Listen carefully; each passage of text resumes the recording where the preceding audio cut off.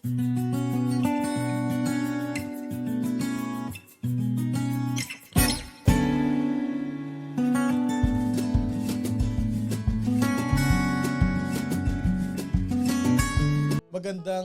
umaga po sa inyong lahat. Ako po muli si Pastor Bong, bumabati ng isang mapagpalang Tuesday morning sa ating lahat.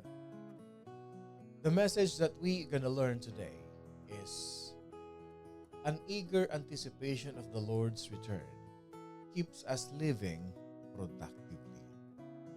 Yes, an eager anticipation of the Lord's return keeps us living productively. Napakaganda po ng ating mapapag-aralan ngayong araw na ito. An eager, yung bang ikaw ay excited, ina-anticipate mo yung pagbalik ni Jesus Christ.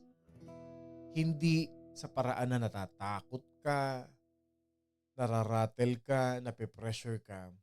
Kaya sabi ko kanina, it is very important for all of us to hear this message. Kasi many preachers, many pastors, or teachers of the Word of God, the way they teach the coming of the Lord Jesus Christ is very, parang nakakatakot, nakaka-nervous. Yung bang parang, malaka, parating na si Lord, mamamatay ka na bukas. Parang ganun. Parang may ganung dating, parang, pero hindi ganun ang tinuturo ng Bible. Actually, ang sabi ng ating binasa kanina, an eager anticipation of the Lord's return keeps us what? Living productively. Imbis na matakot ka, maratel ka, o ma-shaken ka, o manginig ka, ma-pressure ka sa buhay, magiging productive ka pa. Yun ang gustong ituro sa atin ng ating Panginoon Diyos. And that's the reality of it. Yun naman talaga ang totoo eh. Kailangan maging productive tayo. May produce. Hindi ba? Kasi there are many religions, many groups. I can testify to that.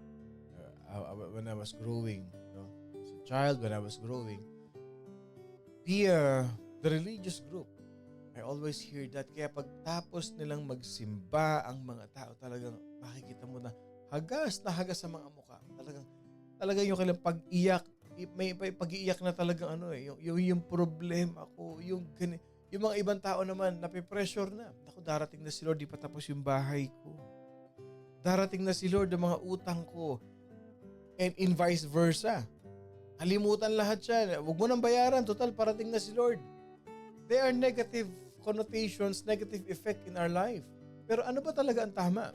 What is really the truth about this matter? Na pagdating ni Jesus Christ, kaya makikita ninyo, tayo mga Kristiyano, para itong mga tao ito, parang sabik ng mamatay na dumating si Jesus Christ. Alam natin ang dahilan, especially itong morning devotion. While we are listening to this morning devotion, we're gonna be getting a good perspective and insight and learning how to anticipate the return of the Lord. O, tingnan ninyo ha, Revelations chapter 22 verse 12. Bibigyan ko kayo ng foundational verse dito ha. Revelations chapter 22 verse 12. Let me just correct the spelling. Medyo nagkamali lang po. Ayan, okay. Ayan. Revelations 22 verse 12. Look at this. Jesus said, "Behold, I am coming quickly, and my reward is with me, to give to everyone according to his work." Again, Revelations 22 verse 12, "And behold, I am coming quickly, and my reward is with me, to give to everyone according to his work." Ibibigay naman pala yung reward at ang may dala si Jesus Christ mismo. Kanino ibibigay? According. Sinong bibigyan? Paano ka mabibigyan? According to His Word. Anong dapat gawin? Hindi maging productive. Throughout the Scripture, we can find Okay? I will share to you today, mga kapatid. According to the scripture, throughout the Bible, we can find 3. Ang tawag natin dito is admonitions. Makakasumpong tayo, makakabasa tayo ng 3 warning, admonition, advice that God has given us about the Lord's return. May 3 babala, may 3 warning, may 3 advice. Gamitin na lang natin yung advice. Okay? Para hindi masyadong nakakatakot. Okay? Let's take it lightly because God wants us to take it wholeheartedly. Ang ating perception, ang ating understanding sa pagbabalik ni Lord, may gladness, may kasiyahan. Nakukuha natin. Kaya pag binasa natin ang Bible from Genesis to Revelation, God is teaching us 3 things. And I will share to you 3 pinaka-importanting dapat nating malaman sa pagpabalik ng ating Panginoong Diyos. Okay? For us to be productive. Why? Because the giver of the reward will come. Quickly, behold, darating na siya. And He is the giver of the reward and the reward is with Him. And it will give to everyone according to His work. Handa na ba kayo? Okay. 3 admonitions, 3 advice. Doon na lang, wag na natin. 3 warnings, okay? That we can learn how to wait eagerly so that we can live productively. Okay, ito na. Number 1. We are to watch. 3 yan ha. Number 1, we are to watch. Maging mapagmatyag. We are to watch. Mapagbantay. We are to watch. The Lord said repeatedly that we are to watch for His coming. Mapagbantay. Maging alert. We are to watch. Bakit? Hindi natin alam. Walang nakakaalam kung kailan babalik si Jesus Christ. Ibig sabihin, Pastor, babantayan ko na siya sa bintana pagdating niya.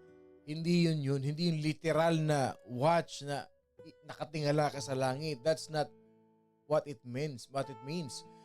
We are to watch for His coming because we do not know the day or hour of His return. Maging mapagmatsyag tayo. Lagi nating suriin, let us always watch ourselves because we don't know when He will come. Pero sabi ni Lord, behold, I will come quickly. Ano sabi ng Bible? Magbantay kayo sapagkat hindi ninyo nalalaman kung anong araw darating ang inyong Panginoon. And the Bible even says repeatedly over and over again, sabi niya, maging handa kayo sapagkat hindi ninyo nalalaman ang araw o ang oras. Hindi natin alam, baka bukas, sa isang araw, next week. Remember this, we are living in the end times. And no one, I'll tell you this, oo, nakikita natin yung signs. Nandyan na nga yung signs, but nobody knows. Nobody knows. May mga tao ang hilig pakinggan yung mga end times. Hindi naman maling pakinggan yung end times. But ang tanong ko sa inyo is this, are you living productively for the Lord? O isa na lang, ano ba ang produce na dapat nakikita sa atin? Are you winning soul for God? May nasyasyerang ka ba ng gospel? Hindi masama na punuin natin yung isip natin about the learnings, about the teachings of the end times. But ang tanong is, are you living productively for the Lord? O baka naman ikaw, antay ka na sa ready na ako. I am very ready to face the Lord for this end times. Preacher 1, Preacher 2, Preacher 3. Namimili ka ng preacher na pinakikinggan mo kasi ang gusto mo lang pakinggan end times. Bakit hindi mo pakinggan kung paano ka mabubuhay productively for the Lord? Are you winning soul?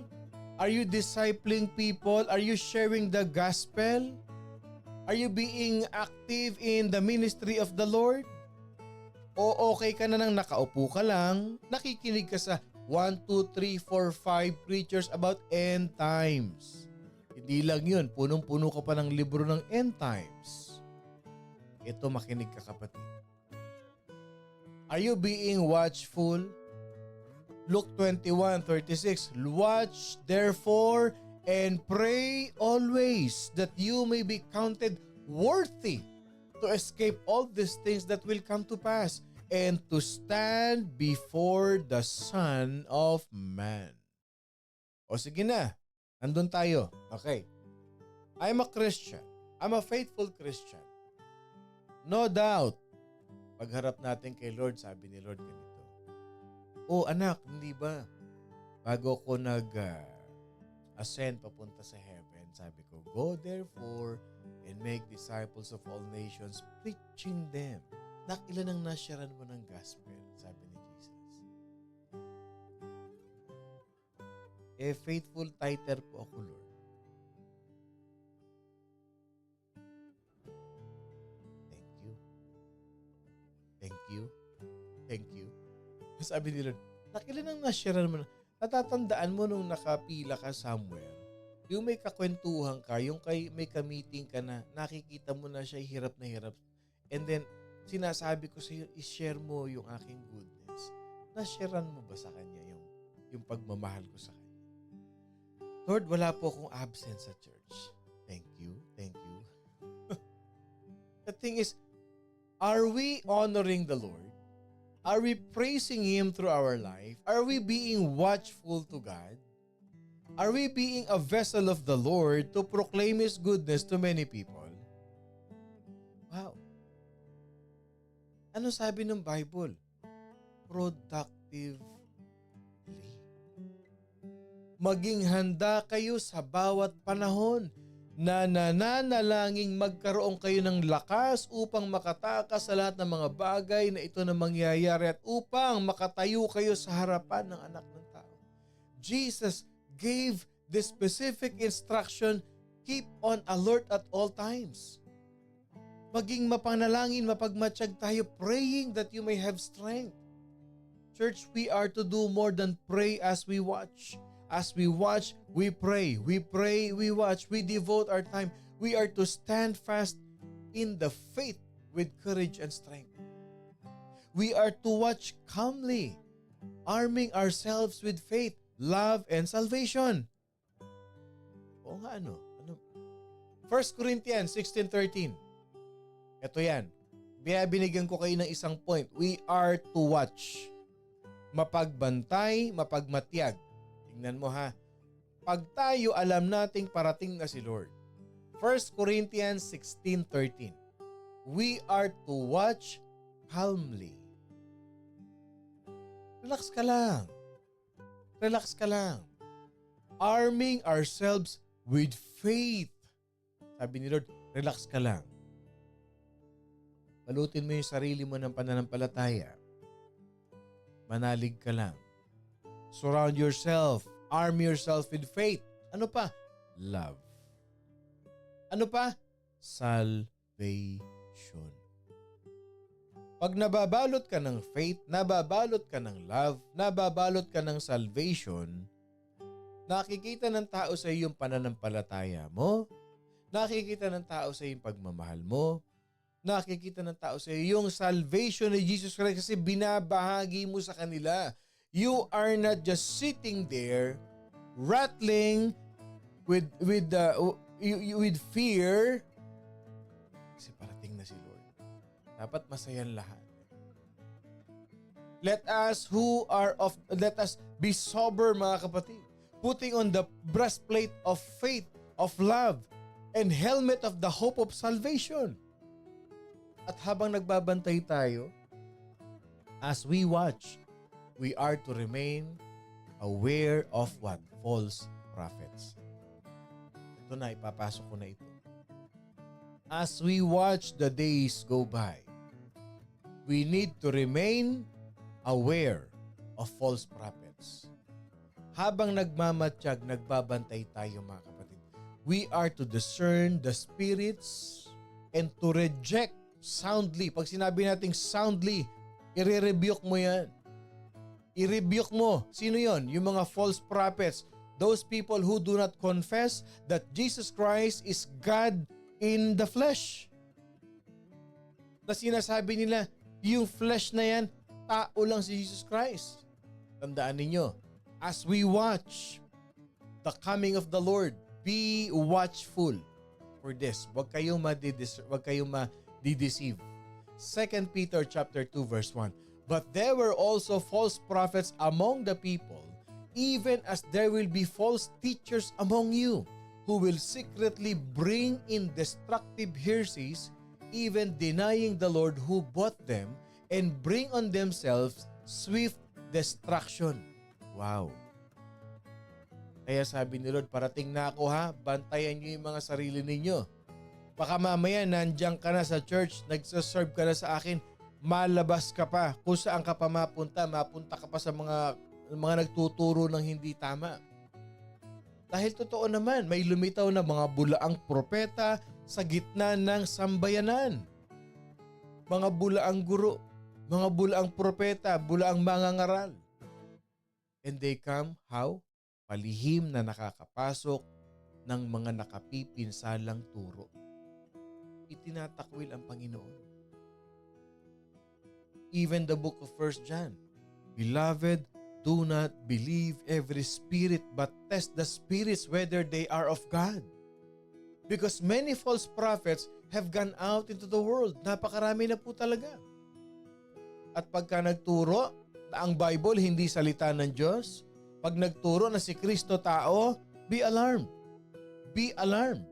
Hindi ka naniniwala kay Jesus Christ, wala kang faith kay Jesus Christ, siya ang tumubos sa iyo, kapatid. By this you know that the Spirit of God, every spirit that confesses that Jesus Christ has come in the flesh is of God. Church, tandaan natin mga kapatid yan. Diyan natin makikilala.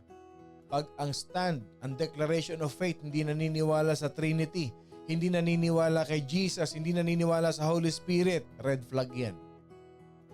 Jesus spoke to John in a vision.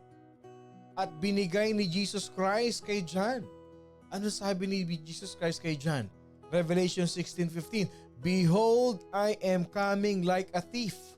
Blessed is the one who stays awake. Pagpapalain ng Diyos yung nananatiling gising, watchful sa kanilang faith, sa kanilang pagmamahal, sa kanilang salvation. Yan ang paalala sa atin ng Panginoon Diyos.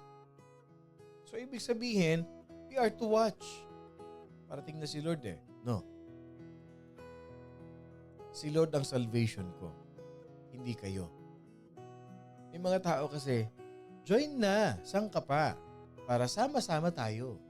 May mga, no, your friends cannot save you. Or even your lolas, your lolos.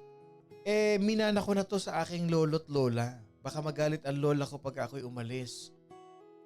Mawawala ang lola mo. Hindi ka niya masasave. Nobody can save you. No one, nothing can save you apart from Jesus. Si Jesus lang ang makapagliligtas ng kaluluwa mo, kapatid.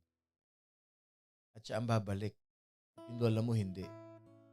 Siya ang babalik. Yung tiyahin mo, hindi. Si Jesus babalik. O kanino ka mananampalataya? Kay Jesus. Hindi doon sa pananampalataya. Yung mga kaibigan mo na yan. And the truth is, hindi mo rin sila mababalikan. Pero pag kay Jesus ka, maraming babalik sa iyo. Maraming babalik sa iyo. So be watchful. Be watchful. Be watchful. Number 2, we are to work. We are to work. Ano ba yan, Pastor? May trabaho pa? May dapat kang gawin. May dapat kang gawin. O nalaman mo na pala yung end times. Anong dapat mong gawin? Nalaman mo na pala yung mangyayari na dadating si Jesus Christ. Yes. Kailan? Parating na? Kailan nga? Malapit na. O magmatsyag ka na, mag-watchful ka. Yung faith mo, yung love mo, wag mong aalisin sa katawan mo. Yung salvation ni Jesus Christ, nandiyan dyan sa buhay mo yan. Ano pang dapat mong gawin? May gagawin ka. May gagawin ka. Sabi mo sa katabi mo, may gagawin tayo. May gagawin tayo. O ito tanong ko sa inyo, simple lang. Why does Jesus leave us here on earth after He saves us? Bakit nung tinanggap mo si Jesus Christ as your Lord and personal Savior, hindi ka agad naglaho? Yung pagtanggap mo, I accept you as my Lord and personal Savior, boom, wala na. Naglaho ka na. Bakit nandiyan ka pa? Bakit ka nakikinig ng morning devotion? Bakit tayo magbabasa ng Bible? Bakit tayo magko-quiet time? Bakit tayo mag-church? Bakit may Bible study? Bakit may mentoring, may leadership training? Because we are to work. Bakit ba hindi lahat ng born again, pagkatapos nating tanggapin si Lord, para tayong isang mist o ano nga yung mist? Naku, nahirapan tuloy ako magtagalog. Hamog. Na para bang o isang bula na pag tinanggap mo si Jesus Christ, puputok na yung bula, magdi-disappear ka na. Hallelujah. Hindi ganun eh. Why are not all born again immediately taken into the Lord's presence when we accepted the Lord? Why? Because we still have work to do. Unang-una na. First, bullet point number 1. God calls us to win souls. We are to be the Lord's witnesses.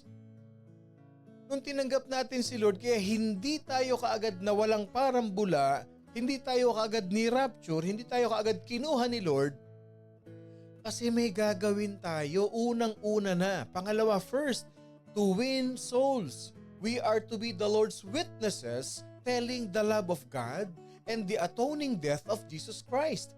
Bakit namatay si Lord? Bakit tayo mahal ni Lord? Bakit siya napako sa krus? Paano binago ni Lord ang buhay mo? We are to testify about what He has done in our lives, both our words and by our example. Kailangan nating ipakita sa mga tao, sa mga pamilya natin, sa mga mahal natin sa buhay, papaano ko binago ni Lord. Papaano na ako magsalita ngayon? Papaano na ako mamuhay ngayon? Mga kapatid, tandaan ninyo, as long as there are remains, there are souls on this earth who has not have heard the gospel yet, tandaan natin, we have work to do. Kaya hindi pa bumabalik si Jesus Christ, ilagay mo sa isip mo ito, kasi ang dami ko pang pamangkin, tiyahin, kamag-anak, kapatid, sariling kapatid na nasa Pilipinas, na kapitbahay ko lang, nandito lang sa ibang state na hindi pa nakakapakarinig ng salita ng Diyos. And I believe in my heart, kaya hindi pa dumarating si Lord kasi mahal ni Lord ang pamilya ko. At gusto ni Lord na ma-sharean ko sila ng gospel. At gusto ni Lord na makasama ko sila.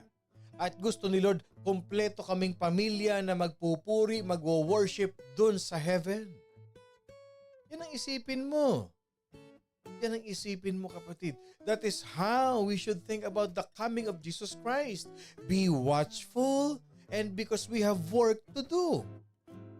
Ano pa? Bullet point number 2. Number 1, meron tayong God calls us to win souls. Second, we are to grow spiritually. We are to grow spiritually. That's the reason why you're here sa morning devotion. You are growing spiritually. Gusto mo mag-grow? This is one platform. Hindi man ako ganun kahusay. Hindi man ganun kahusay si Pastor Bong. Sabi nga nila, online daw. Okay, andun na tayo. Maraming mas magagaling na pastor. That's true. Pero yung nandito ka, nakikinig ka, nasyasaran ka ng Word of God, nasyasaran ka ng Gospel ni Lord, you are growing spiritually. We are to develop an ever-increasing intimacy with the Lord. Because none of us fully lives up to our spiritual potential, mga kapatid. Lahat tayo, meron tayong tinatawag na room to grow. And in those areas, we discover who Jesus Christ is. And in those areas, as we grow spiritually, we experience how the Holy Spirit work in our life. And as we grow spiritually, nagiging Christ-like tayo. Yung isip natin nare-renewed. We present our bodies, our living sacrifice. May renewing of your mind tayo mga kapatid. Yung inner hurts natin, yung emotions natin, nahi-heal tayo. Bakit? Because we are growing spiritually. Yun ang work natin. Nag-grow tayo sa ating spiritual discernment. Nag-grow tayo sa wisdom ni Lord. Kaya pag meron tayong naharap na problema, iba ang mindset. Pag may kumakausap sa atin, iba ang lumalabas sa bibig natin. Iba tayong magsalita because nag-grow tayo spiritually. Yung faith natin lumalakas. Yung panalangin natin nagiging powerful. At yung actions natin nagiging godly actions. At nagiging effective. Tayong anak ng Diyos building up the kingdom of the Lord. Amen. At kung ikaw yun, yung mga nabanggit ko na yun, nag-grow ka spiritually, matibay ka sa faith mo, hindi ka parang bata na, dito tayo, sama-sama tayo. No, nagsiserve ako. My faith is here. My faith is here. Try naman natin sa No. My faith is here. The Lord is using me.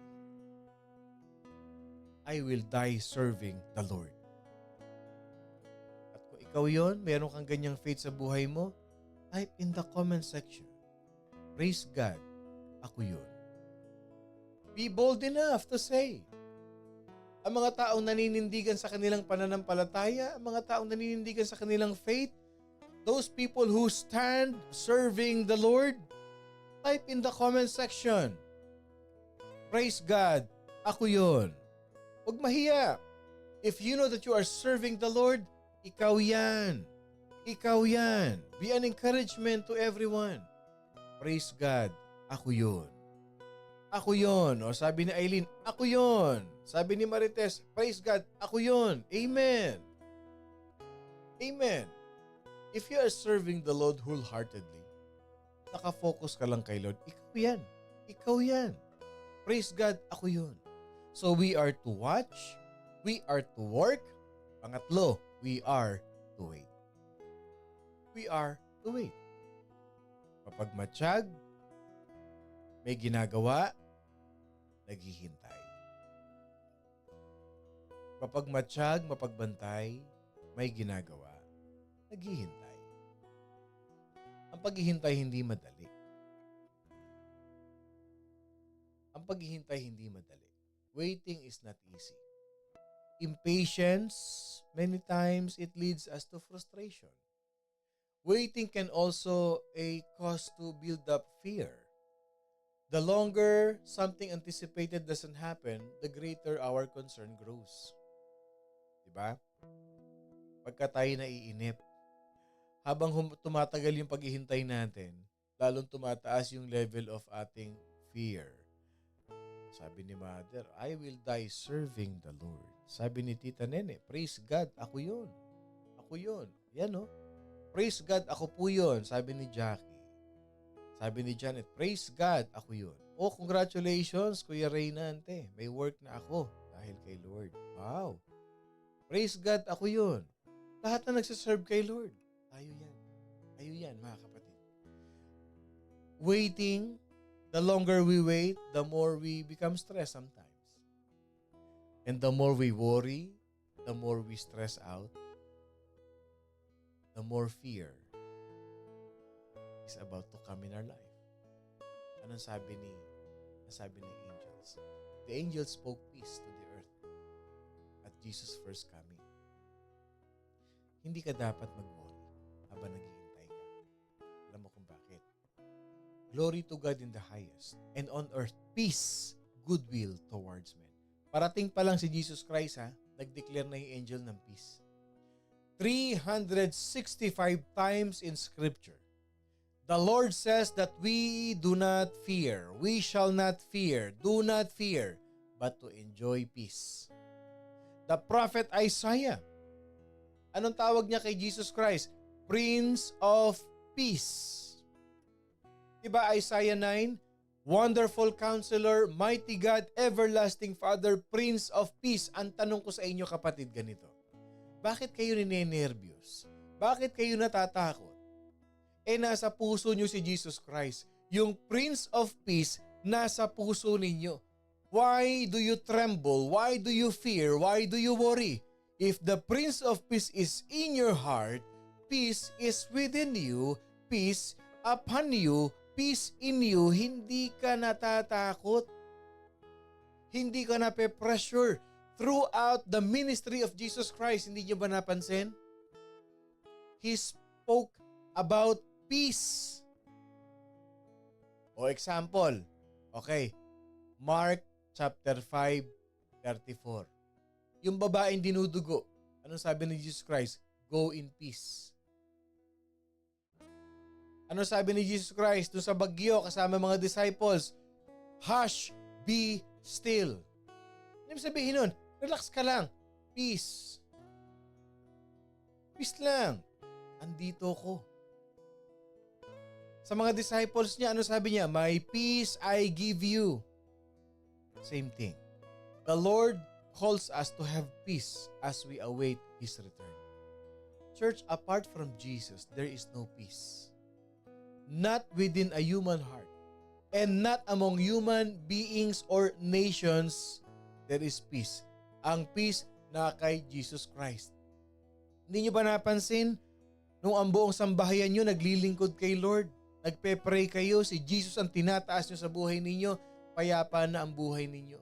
Kayo mag-asawa, na dati hindi kayo active sa church, hindi kayo prayerful, pero nung tinanggap niyo si Jesus Christ, naging peaceful na ang pagsasama ninyo. Why? Because with Jesus, we can experience peace that surpasses all understanding, mga kapatid.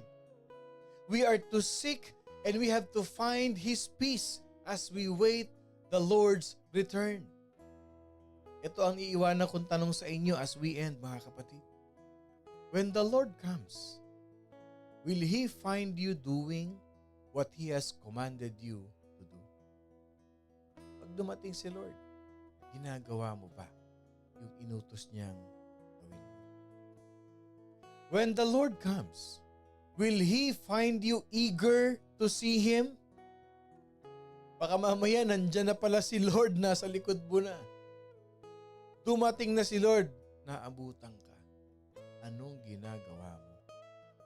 Nasaan ka? Nasa dilim o nasa liwanag ka? Every day can be the day that Jesus Christ will return.